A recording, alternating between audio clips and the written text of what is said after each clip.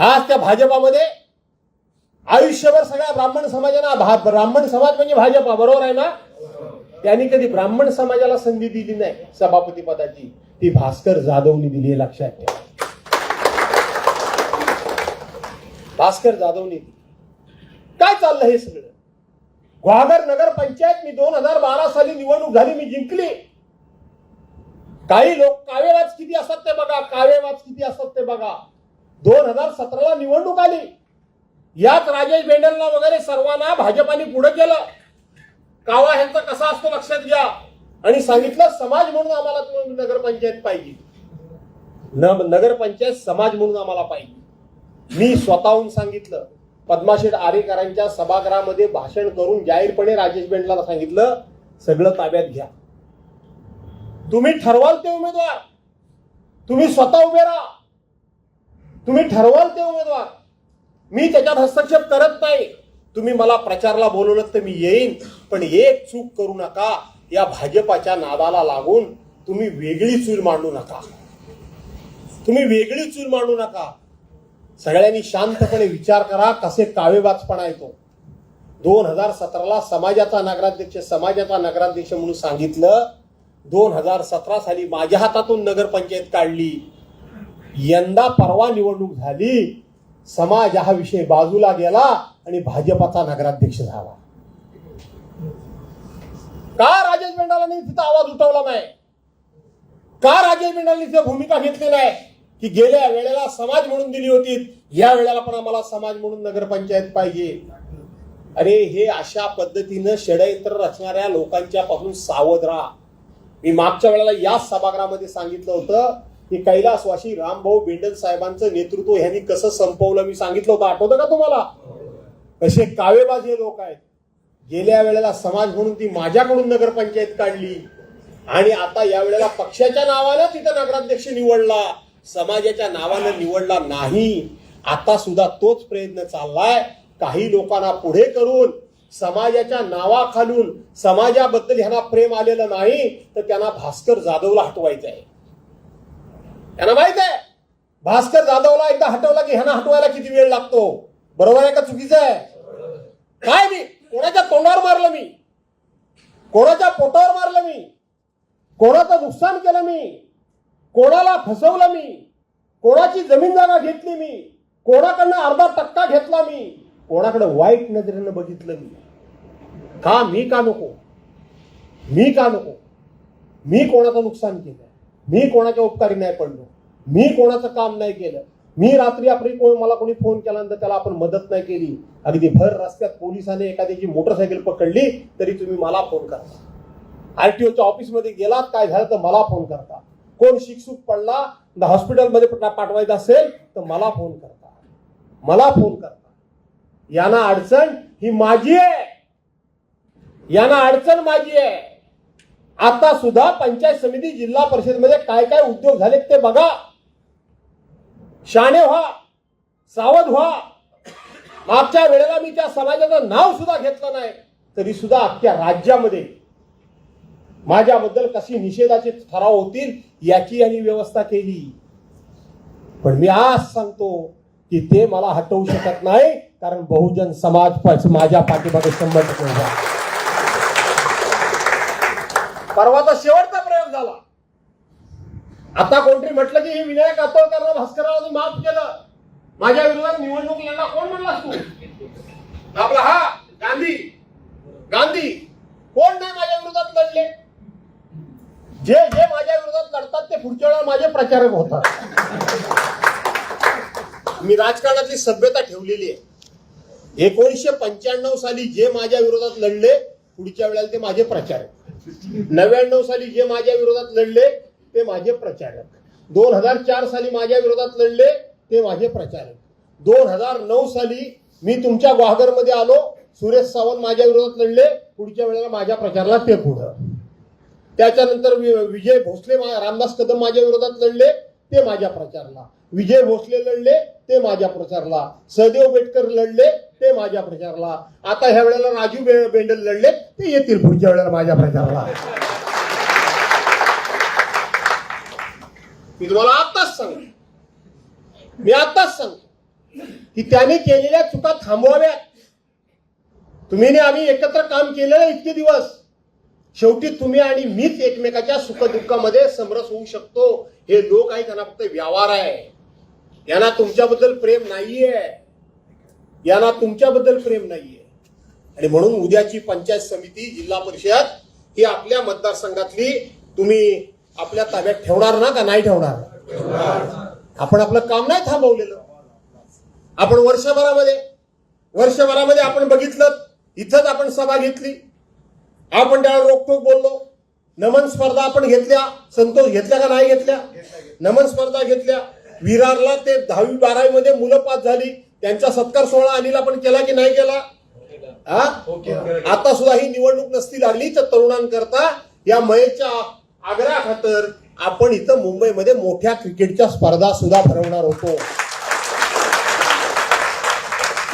काम नाही आपण थांबवलेलं, आपण काम अजिबात थांबवलेलं नाही खरं सांगायला गेलं तर. आणि म्हणून तुम्ही सर्वांनी, अतिशय घाई गडबडीमध्ये मी आलोय. काल 23 नोव्हेंबर बाळासाहेबांची जन्मशताब्दी होती, त्या कार्यक्रमाला आलो. महेशला म्हटलं, अरे 24 तारखेला थोडंसं निमंत्रण टाक रे, काय लोक जमतील ती जमतील, कारण थोडं वेळ मिळणार नाही जायला यायला. आणि म्हणून तुम्हाला सर्वांना निमंत्रण द्यायला आलोय, गावाला याल ना, गावाला या. गाडी घोड्यांच्या सोयीच्या बाबतीत ते लोक आपण चर्चा करू. पण हा महेश असेल किंवा ह्या सगळे लोक असतील, हे निवडून येण्याकरता स्वतःहून पुढाकार घ्या. एक दिवस मोडा, मदत करा. त्या ठिकाणी आपले हे कुठे गेले सगळे तुझे अडूरचे लोक आलेत का रे? अडूरवाले कोण आलेत काय? प्रमोद हळे वगैरे कुठे आहेत? जरा अडूरवाले हल्ली येणं जाणं कमी झालंय, कारण एका गावामध्ये 8 सभागृह झाली. एका गावात पहिलं एक मिळत नव्हतं. बरोबर आहे ना रे बाबा? 9 कोटीची नळपाणी योजना मिळाली. माझी गरज राहिली संपली का काय? पण माझी गरज संपली नाही ना. आणि म्हणून हा महेश निवडून आला पाहिजे ना, का नाही आला पाहिजे? हा महेश निवडून जर नाही आला तर खूप नुकसान होईल तुमचं सर्वांचं. माझी निवडणुकीला अजून 3.5 वर्ष आहेत. मला तुम्ही नक्की निवडून देणार आहे, मला चांगलं माहिती आहे. आणि तोपर्यंत काय काय डावपेच खेळायचे ते मी खेळणारच आहे. एवढ्या सदाची गुडघे टेकणारा भास्कर जाधव नाही का? ठेवायचे गुडघे टेकायचे नाही ना. आवाज आपला झाला पाहिजे. आणि म्हणून सर्वांनी या. कसं यायचं, काय यायचं याचा विचार करू आपण. पण तरी सुद्धा नाही जमलं नाही जमलं तरी या. हे तुम्हाला मी आवर्जून सांगतोय. रेल्वे स्टेशन पर्यंत या, रेल्वेला उतरा, तिथून पुढं कसं न्यायचं ते बालासाहेब आपण बघू, काय करायचं ते करू. वेळ अगदी कमी आहे आता आपल्याकडे. पण या. उद्याची पंचायत समिती ताब्यात ठेवायची ना आपल्या, का नाही ठेवायची? जिल्हा परिषद उमेदवार जिंकून आणायचे का नाही आणायचे? अरे ते आणले तर मला मदत होईल. सध्या सरकारला एकच फक्त दुर्बुद्धी सुचले. सरकारला असं वाटतं विकासाची कामं करून मतं मिळत नाही. सरकारला अशीच समज झाली. परवांचे 1500 रुपये वाटले ना लाडकी बहीण, आणि म्हणून त्यांना असं वाटतंय की त्या 1500 रुपयात आम्ही लोकांची मतं घेतली. असं नाही झालं. ती झाली थोडी गडबड गावागावातनं. हे जे काही बातम्या उठल्या ना, आमच्या सरकार जर पडलं ना तर तुमचे 1500 रुपये जातील, तुमचे 1500 रुपये जातील. त्यामुळं महिलांचं असं थोडंसं द्विधा मनस्थिती झाली. मतदान केंद्रावर जायपर्यंत बाय त्या भास्कर जाधवांकडे आमचं काम केला काय. पण दुसरं मन म्हणायचं की बरोबर आहे, पण माझं 1500 रुपये जातील ना. झालं का नाही असं? मग काय आता बघू आता काय 1500 रुपये जाता का म्हणजे म्हणते असा हात इकडचा तिकडे झाला आरवा मुर्दा. आता महिला लय तयार झाल्या आहेत. आता महिला काय बोलतात तुम्हाला माहिती आहे काय? अगं बाय, अक्का नवरा अक्का पगार देतो त्याचं मी ऐकत नाही, तर 1500 रुपयावाल्याला मी काय ऐकणार आहे काय? अक्का पगार नवरा हातात देतो त्याचं ऐकत नाही तर 1500 रुपये. आणि आता महिला पण लय हुशार झाल्या. तुम्ही पण प्रबोधन करा. सगळ्या महिलांनी माझ्या विरोधात मतदान केलं काय? असं कधी झालं काय? ज्यांना 1500 रुपये मिळत होते त्यातल्या काही महिलांनी तर माझं मतदान केलं ना. मग त्यांचे 1500 रुपये बंद झालेत काय? मग तुमचे कसे बंद होतील बायानो म्हणा? या मेल्याला मतं देऊ नका, भास्कर जाधवलाच द्या म्हणा. कोण बंद करणार नाही. आतापर्यंत काँग्रेसच्या राजवटीमध्ये 11 प्रकारची पेन्शन येते. किती प्रकारची? कोणी बंद केली? मग आता हे मोठे कोण लागून गेले? उलट ह्यांनी फसवलं. 2100 द्यायच्या ऐवजी फक्त 1500 देत आहेत. खरं आहे ना? 21 रुपये बोलले होते ना. आता काय म्हणतात? योग्य वेळेला देऊ. योग्य वेळेला म्हणजे निवडणुकीला.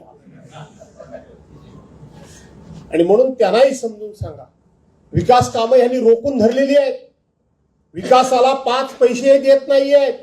पण तुमचा आमदार सभागृहामध्ये इतका लढतो, अधिकाऱ्यांना आपल्याकडे विकासाला पैसे नाही म्हणायची हिंमतच होत नाही. हे पण लक्षात घ्या.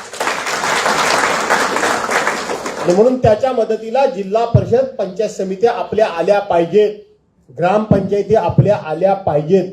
त्या आणा. त्या तुम्हीच आणू शकता. मला माहिती आहे ग्वागरवाल्यांचा मला चांगला अनुभव आहे. एक फोन गेला की गावाकडची मंडळी काही परस्पर निर्णय घेत नाही. खरं आहे का खोटं आहे? मला माहिती आहे. मी जेव्हा पहिल्यांदा ग्वागरमध्ये फिरायला लागलो तेव्हा पुरुष सगळे मुंबईमध्ये असायचे, पण मी जायचो तेव्हा सगळ्या महिला झाडून मिटिंगला असायच्या. आमच्या चाकरमान्यांचा फोन आला होता. आता जरा फोन लागत नाही, काय कमी झालीत का लागायचे? असं नाही ना काय झालंय? काय? अरे काय ते बोला, फोन लागतात ना का नाही लागायचे? आणि म्हणून जिल्हा परिषद, पंचायत समिती आपल्याला जिंकायचे. त्याच्याकरता सर्वांनी तुम्ही पाठीमागे राहा, अशा प्रकारची विनंती करतो.